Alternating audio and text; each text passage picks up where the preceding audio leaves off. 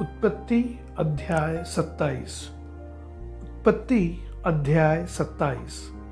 जब इसहाक बूढ़ा हो गया और उसकी आंखें ऐसी धुंधली पड़ गई कि उसको सूझता न था, तब उसने अपने जेठे पुत्र एसाव को बुलाकर कहा, हे मेरे पुत्र। उसने कहा, क्या आज्ञा? उसने कहा, सुन, मैं तो बूढ़ा हो गया हूं और नहीं जानता कि मेरी मृत्यु का दिन कब होगा। इसलिए अब तू अपना तरकश और धनुष अति हथियार लेकर मैदान में जा और मेरे लिए अहर कर ले आ। तब मेरी रुचि के अनुसार स्वादिष्ट भोजन बनाकर मेरे पास ले आना कि मैं उसे खाकर मरने से पहले तुझे जी भर के आशीर्वाद दूं। तब एसाव अहर करने को मैदान में गया। जब इसहाक एसाव से यह बात कह रहा था, तब रिबका सुन रही थी। इसलिए उसने अपने पुत्र याकूब से कहा, सुन, मैंने तेरे पिता को तेरे भाई एसाव से यह कहते सुना है, तू मेरे लिए अहर करके उसका स्वादिष्ट भोजन बना कि मैं उसे खाकर तुझे यहोवा के आगे मरने से पहले आशीर्वाद दो। इसलिए अब हे मेरे पुत्र, मेरी सुन और यह आज्ञा मान कि बकरियों के पास जाकर बकरियों के 2 अच्छे अच्छे बच्चे ले आओ और मैं तेरे पिता के लिए उसकी रुचि के अनुसार उनके मांस का स्वादिष्ट भोजन बनाऊंगी। तब तू उसको अपने पिता के पास ले जाना कि वह उसे खाकर मरने से पहले तुझको आशीर्वाद दे। याकूब ने अपनी माता रिबका से कहा, सुन, मेरा भाई एसाव तो रोआर पुरुष है और मैं रोमहीन पुरुष हूँ। कदाचित मेरा पिता मुझे टटोलने लगे तो मैं उसकी दृष्टि में ठग ठहरूंगा और आशीष के बदले शाप ही कमाऊंगा। उसकी माता ने उससे कहा, हे मेरे पुत्र, शाप तुझ पर नहीं मुझ ही पर पड़े।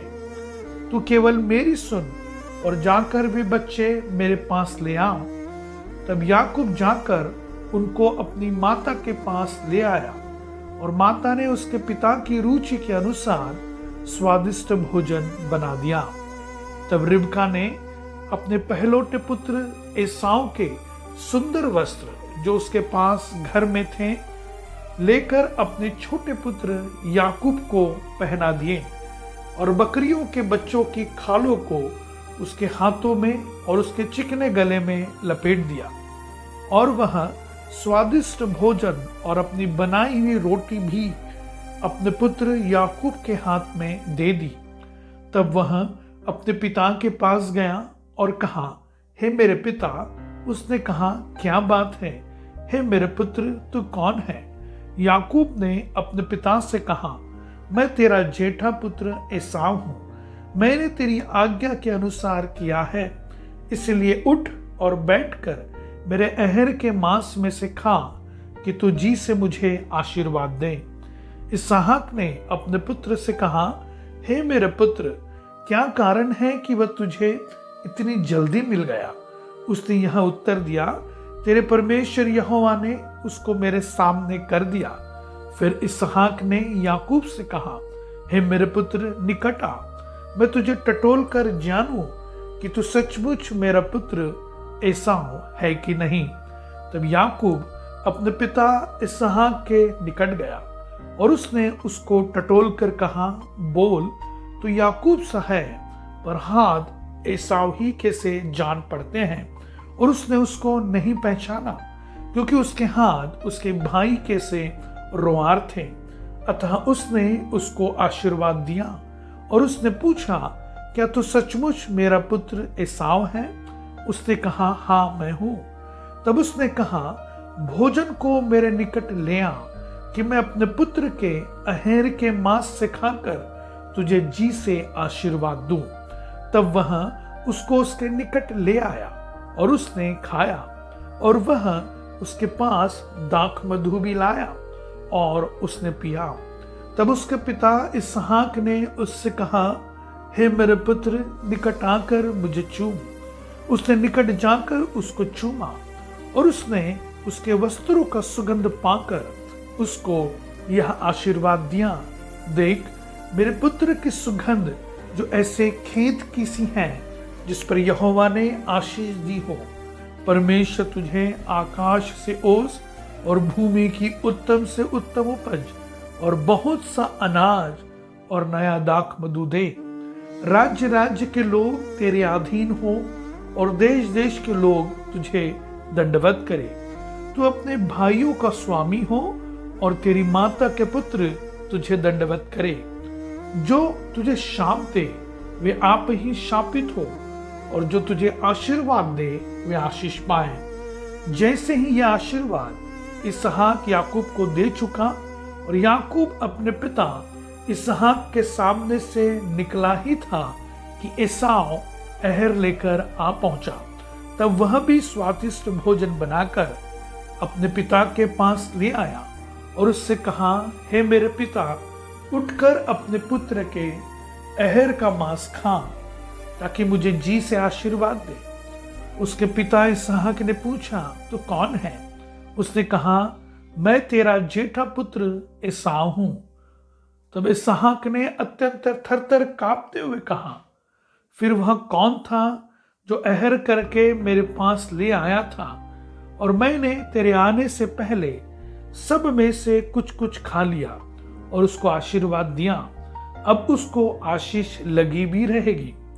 अपने पिता की यह बात सुनते ही एसाव ने अत्यंत ऊंचे और दुख भरे स्वर से चिल्लाकर अपने पिता से कहा, हे मेरे पिता, मुझको भी आशीर्वाद दे। उसने कहा, तेरा भाई धूर्तता से आया और तेरे आशीर्वाद को लेके चला गया। उसने कहा, क्या उसका नाम याकूब यथार्थ ही नहीं रखा गया? उसने मुझे 2 बार अड़ंगा मारा। मेरा पहलौटे का अधिकार तो उसने ले ही लिया था और अब देख, उसने मेरा आशीर्वाद भी ले लिया है। फिर उसने कहा, क्या तूने मेरे लिए भी कोई आशीर्वाद नहीं सोच रखा है? इसहाक ने एसाव को उत्तर देकर कहा, सुन, मैंने उसको तेरा स्वामी ठहराया और उसके सब भाइयों को उसके अधीन कर दिया और अनाज और नया दाख मधु देकर उसको पुष्ट किया है। इसलिए अब हे मेरे पुत्र, मैं तेरे लिए क्या करूं?